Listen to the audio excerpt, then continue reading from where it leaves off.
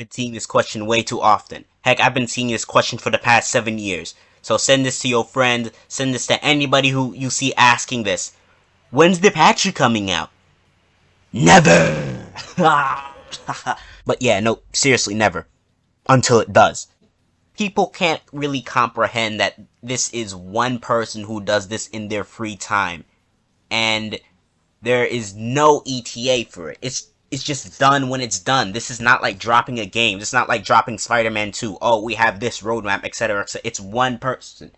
Now, hypothetically, if there was someone smart enough or talented enough, they could look at the publicly available source code for the patcher and the Eternity tools and update it themselves.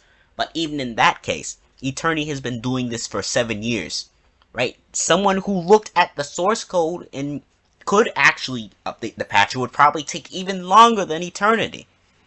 I genuinely don't understand the question of when is the patcher coming out. The person who makes the patcher doesn't know when the patcher is coming out. Okay, actually I don't want to act mean or nothing, but let me put it like this.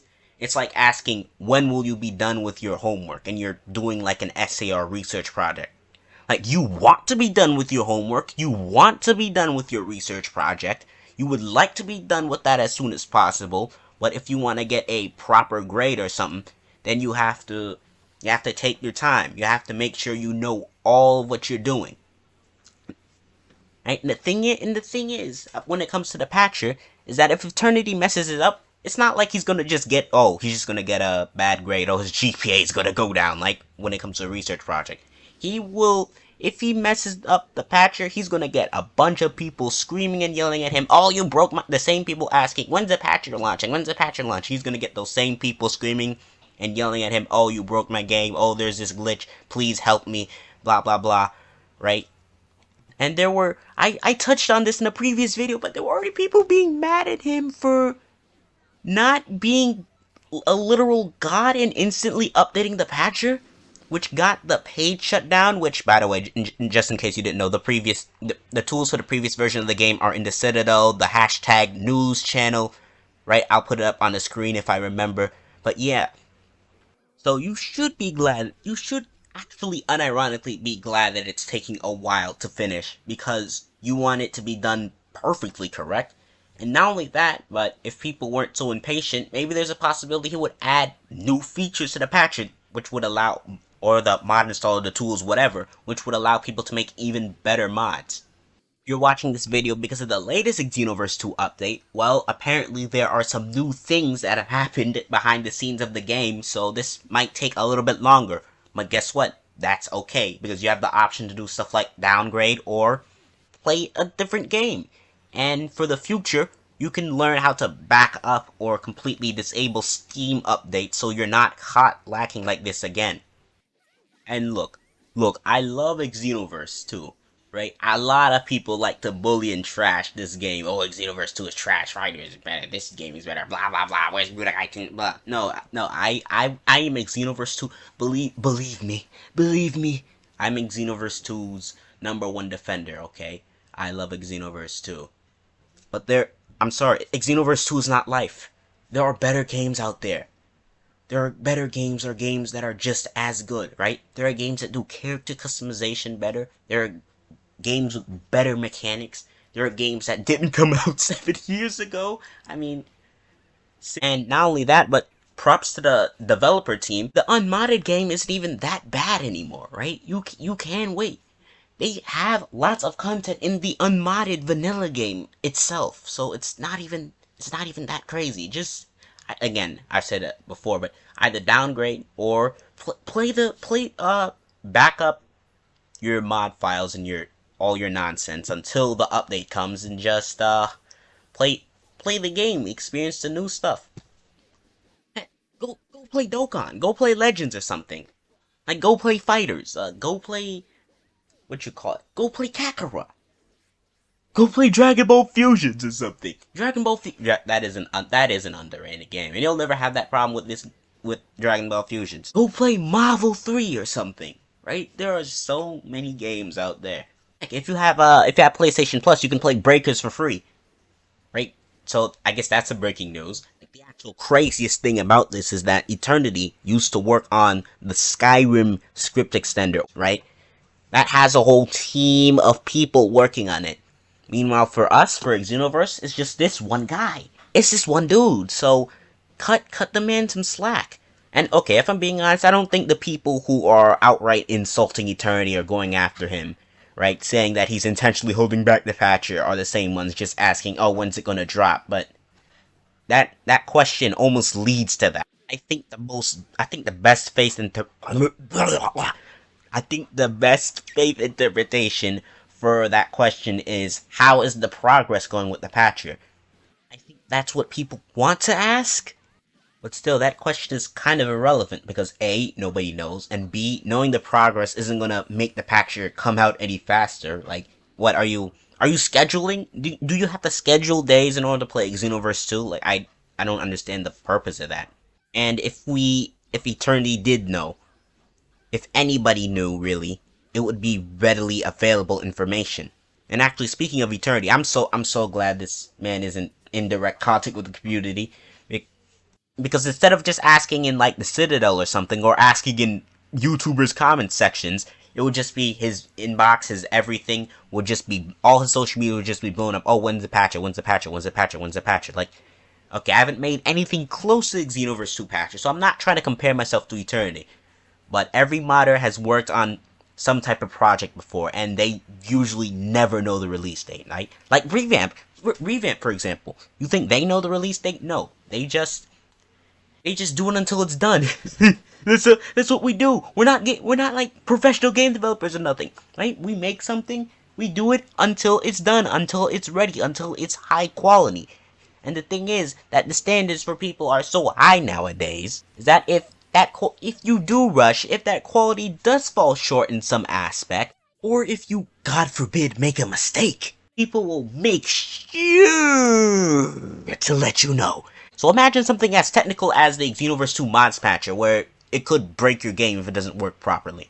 And I know I brought this one up before, but one of the most crazy examples I've seen of people completely misunderstanding how the patcher works and what goes behind it is someone straight up saying that, "Oh, is he ignoring us on purpose?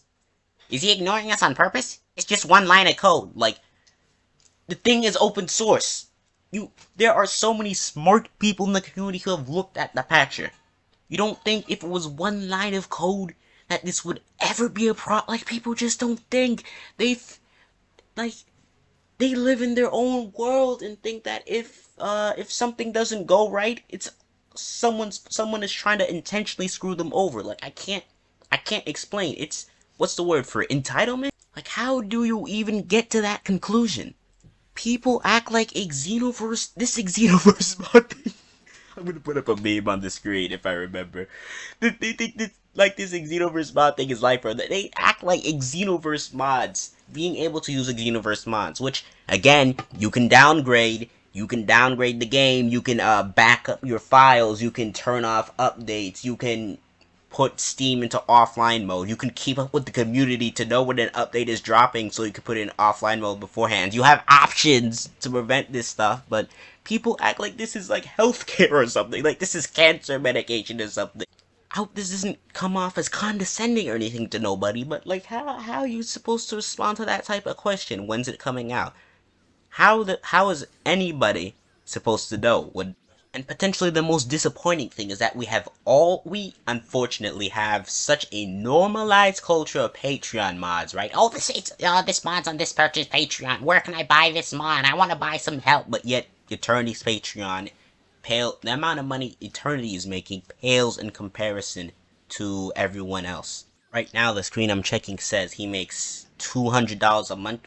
That isn't bad. $200 is pretty decent, but you have people making entire livings off of Xenoverse modding, that constantly paywall mods, and essentially, and by the way, I can make an entirely new video on this straight up, but I'll just say that paywalling bad. Most of this Patreon mod content I see isn't worth it, and they're making entire livings off this. Meanwhile, the person who's responsible for literally every single mod, pretty much, being able to work, has absolutely nothing. I mean, not absolutely nothing, but has, in comparison to half of these Patreon modders, easily $200. By the way, let me make something clear before you get the wrong idea. You are not responsible at all whatsoever to give a single dime to Eternity.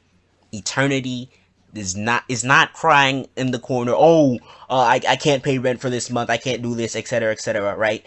Eternity just simply says, hey, if you want to support my work, very humble, not begging or nothing. Hey, if you want to support my work, my Patreon is here. Right? Eternity does this out of the kindness of their own heart. I don't think they've ever expressed that, oh, I deserve all of it, even though they would be able to make a pretty damn good argument that, hey, I deserve all this money, etc., etc. Just, the Patreon is there as a complete option.